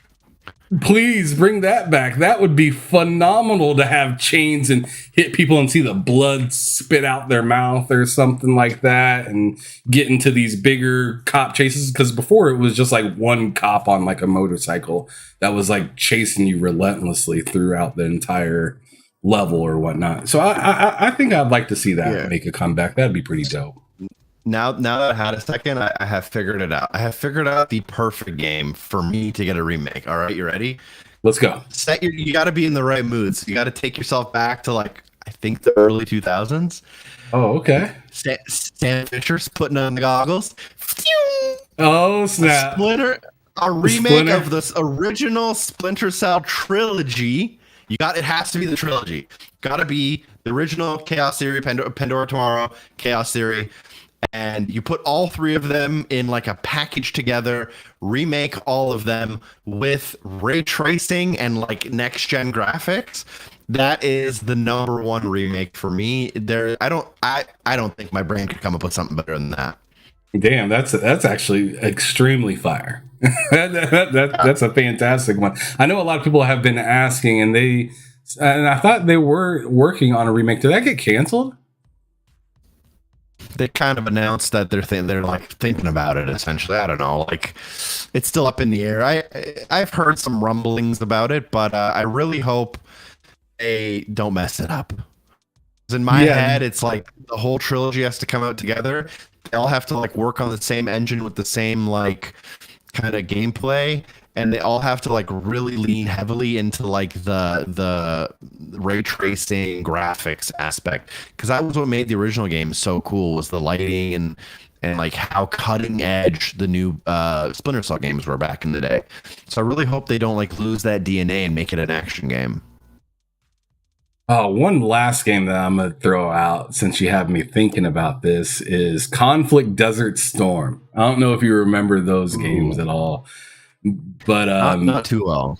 those were fantastic. They had Conflict Desert Storm, Back to Baghdad, the Conflict Vietnam. They had several of them. They were all really good war third-person shooting games that were very teamwork oriented, where you could control two people, and if you were playing with a second person, they could control two people of their own. So I thought that was really cool. And if you had it 4 players, obviously each person only has one person to pick from. I thought that was pretty nice. I'd like to see that get brought back, because being able to switch between, you know, a medic and a guy with an LMG was pretty sweet to do, and send them on orders and whatnot. Big game during the SOCOM era. Yeah, I was going to say very SOCOM.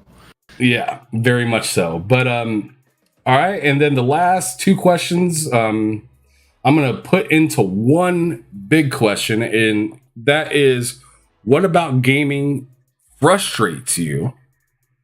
So it can be a specific thing or a few different things if you want. And then also, what would be a dream come true for you in gaming? What frustrates me in gaming? I don't know. I don't know if there's like a good thing. I will never be a fan and never advocate for the people who like attack individuals who work at companies over a decision in the game.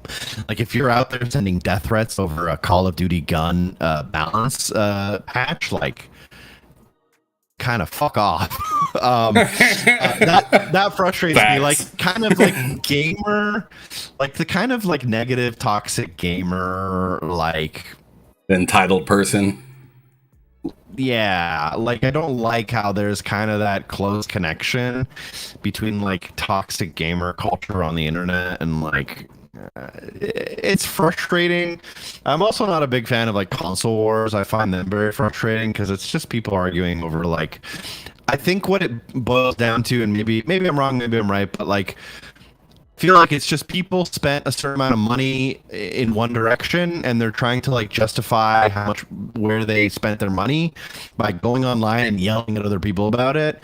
And it seems like super pointless and counterproductive and kind of unnecessary. And like, I don't know, like people don't go out and yell about what kind of car they bought and tell everyone else that they bought a shit car just because. Like it seems really pointless to me. And in the future, it seems kind of like it's, I don't know, eventually consoles are going to be kind of pointless. Like everything's going to be either like a cloud streaming or some sort of like Xbox Game Pass on PC type deal where like you can kind of play a little bit of everything. I think we're going to end up having a problem with like Netflix in gaming, similar to Netflix, where there's like Netflix and Hulu and HBO and Prime Video and Disney Plus. Like there's going to be so many subscription services that might be a problem in the future. But I think eventually we'll come down to like this scenario where there will be all these streaming services that will just exist everywhere. Like maybe your TV will come with Xbox kind of installed on it, and Sony, if they decide that's kind of the direction they want to go or not, maybe. I think that might be the future where like these kind of services come pre-installed. What was the second part of your question again? Dream come true. Dream come true. Can't we all just get along? World peace. No, I don't know. Dream come true. In gaming. In gaming.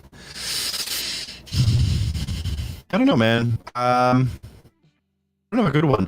I will say like 2022 has been a really rough year for video game launches. So I'm just hoping like in this kind of post-COVID era, like developers and studios can kind of just get their things together and we can kind of get back onto like a more regular pace of like game releases and like reaching that high quality bar. Because right now, like Elden Ring is that high quality bar for this year, and like there's not a lot of competition of like great games that came out this year. So I really just want, like, I just want to get back to the way things were.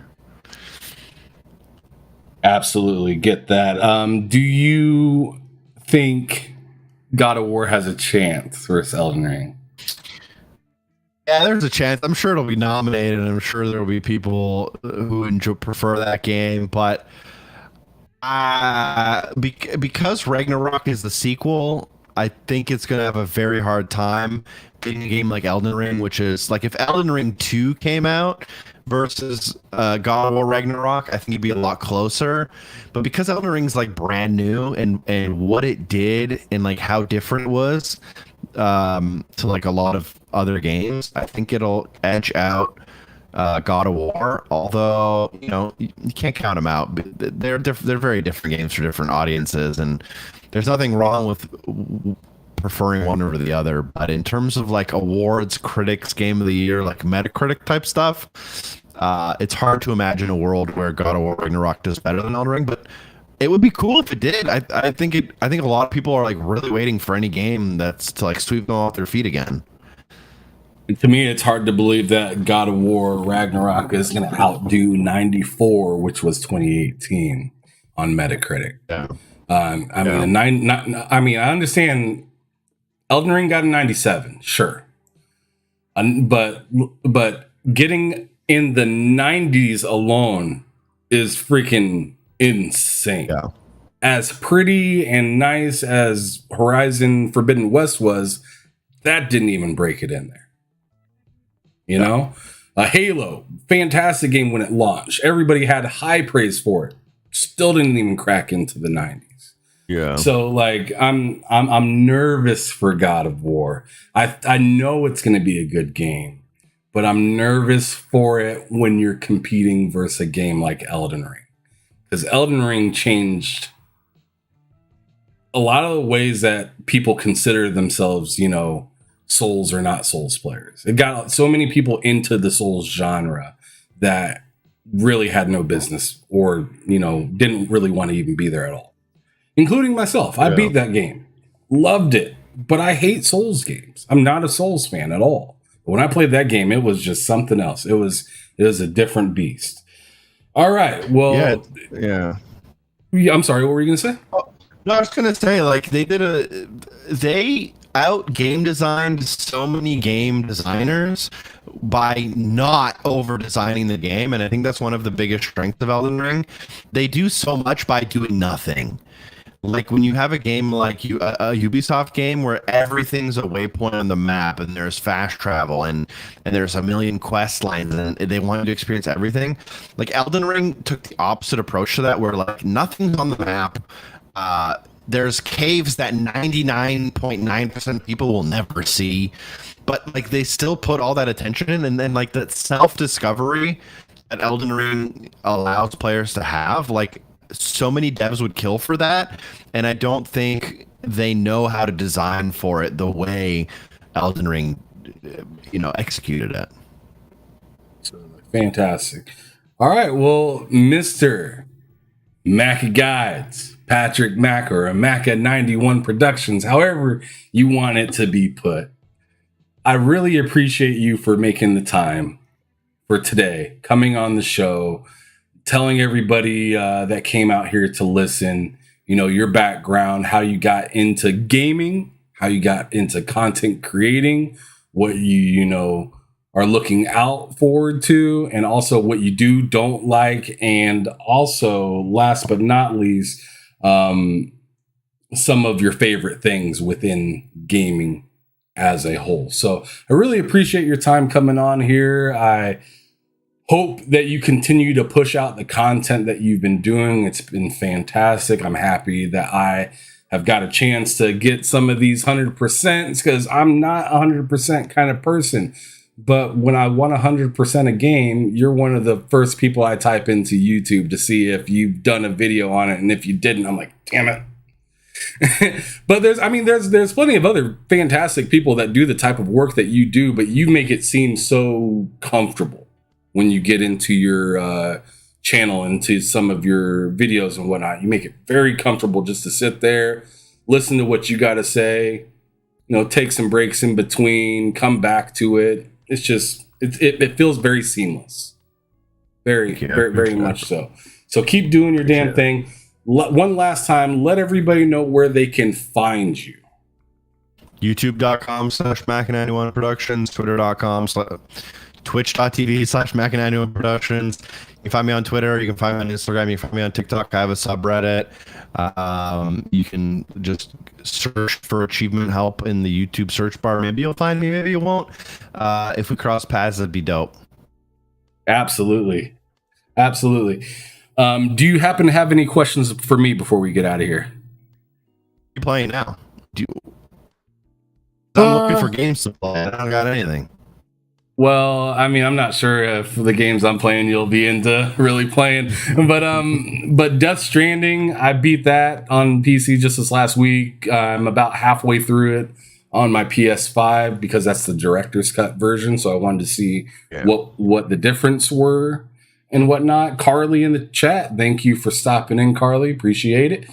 And then as well as, tonight. It launches tonight. We got NBA 2K23. I'm going to be getting down to that. Are you into sports?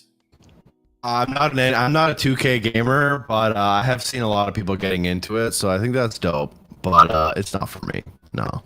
Gotcha.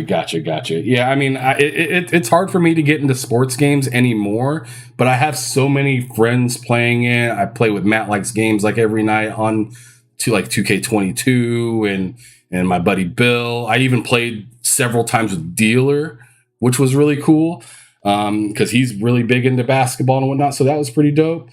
But yeah, that's pretty much the gist of what I'm playing. I'm also playing some of my old school games. So like Super Monkey Ball, I've been jamming that. Spider-Man on my 64. Let's see, what's that game? Street Fighter, the like movie version off of my Sega Saturn, because that's super duper old. So you got like what's his name, like Van Damme as like he's in the video game and everything like that. It's pretty nuts. But yeah. So I'm just playing some retro stuff and a few newer games, but I'm mostly waiting for the end of the year with like what's that, High on Life coming out. That game looked phenomenal. Stabby, I can't wait to get that knife. I can't wait to get that damn knife. And then also A Plague's Tale, God of War, what's that game, Scorn? I can't wait for those games. So those are some of the things I'm looking forward to, in case anybody gave a damn out there that's listening. Yeah. But let's not forget Callisto Protocol too. Oh yeah, I forgot about that. And that game looks interesting. Not really sure if I'm a day one on that or not. And also I'm not sure which one I want to play first between that and Dead Space remake coming out. Right. Yeah. Supposedly Callisto Protocol comes from the people from Dead Space. So I'm really interested to see, compare and contrast and stuff like that. But I mean, there's a ton of games that I'm looking out for. I'd spend another 10 minutes trying to tell you all of this stuff. So I'm not going to do that. What I'm actually going to do instead is have you describe gaming in just 3 words so we can get the hell up out of here. 3 words. Let's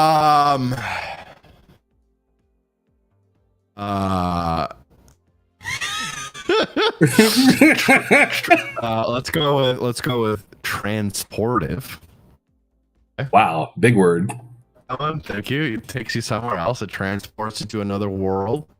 So we'll go with transportive. We'll go with how about just fun? Fun? Yeah. Okay, now not a long word. Short one. We'll go from transportive to fun, and then we'll go in the middle and we'll say I didn't prepare for this question, and I for some reason I feel like it's like my life depends on having the right answer, and I'm trying to figure out what the exact. No one's ever prepared for that last question. Let's go for just like social. Yeah. Okay. So you say transportive, fun, and social. Yeah, let's go with that. All right, we're rocking with it. I appreciate you again one last time, and I appreciate everybody here in the chat. Make sure that you guys come back for tomorrow. We're doing bullsitting with me, Loke, and Cozy Beluga like we do every week on Friday, 3 o'clock Central, 4 o'clock Eastern. And then definitely come out to check me out on Behind Them Sticks next week. On Tuesday, I got Jerry Hook coming through. Used to work at Halo for 343. He, left 343 to create Jar Sparks, a new development team with a bunch of other exciting names in there. I'll definitely dive more further into that when he actually comes onto the show. And then Thursday, I believe I have who do I have coming on for next Thursday? Oh man, I don't even freaking remember exactly. But no matter what, you don't want to miss it. Make sure you guys come on through to the show so you guys can check that out. Check out these creators throughout the world that I love to talk to. Oh yeah, BitCloud Gaming was the other person that I'm going to be talking to. So can't wait to do these interviews next week and whatnot. Can't wait to bring more content to you guys. You guys do what you're supposed to do out there. Stay safe. Keep your family in check. And as I always love to say, keep it gaming or keep it moving. Peace out, you guys. Welcome to the Behind Them Sticks podcast, brought to you by TSWS Gaming. Come and talk to me, Lennard Ray. That's your name. Come and talk to me. I just wanna have a conversation. No, I'm not your type of baby. Listen, I'm just saying, we can rule the world, just me and you, if you were playing. Won't you take a chance with me and have that conversation? I just wanna have that conversation with you. Come and talk to me. I just wanna have that conversation with you. Look, see, we vibing and you know it's true. Baby, what it do? Do for me and I'ma do for you. No doubt about it, Boosie, I'm a Midwest king, looking for myself a queen. Ready to chase a dream with a dope self-esteem. You find it in all I know, and that's for real. You get to shaking that ass on the floor, and I see what's real. No disrespect, I just tell it like it is. Do you ever want some kids? What your ultimate goals? Maybe I can help with those. The mo was broke when he made you a blessing. You looking like a whole buffet, and I need some seconds. You say you had promiscuous ways, that was back in the day. I'll be alive, I say I did it. That shit was a phase. So baby, take this journey with me. You can pick the time and place, this nigga isn't picky. Smile on your face, I know the deal. Sign and deliver after seal. I can see it in her eyes, this one right here for real. I just wanna have a conversation. No, I'm not your type of baby, listen, I'm just saying. We can rule the world, just me and you, if you were playing. Won't you take the chance with me and have that conversation? I just wanna have that conversation with you. Come and talk, yeah. I just wanna have that conversation with you. Lady, you so far ahead of these others, just like a ship on the horizon. Picking up on your vibe, signal stronger than Verizon. All the thoughts that I've been contemplating, ain't no time for faking or debating. You the one, ain't no mistaking. Look, I see you swag different. Always carry yourself like you ready, you know the mission. I had to know you, I'm tempted. I can see why you timid. Hold up now, baby, listen. Just take that dance with me, I can show you that there's a difference. I'm locked in. I throw away my playaways because you pop in. A shooter always shoot a shot. With you by my side, I guarantee we'll reach the top. I put that on God and them, I give you all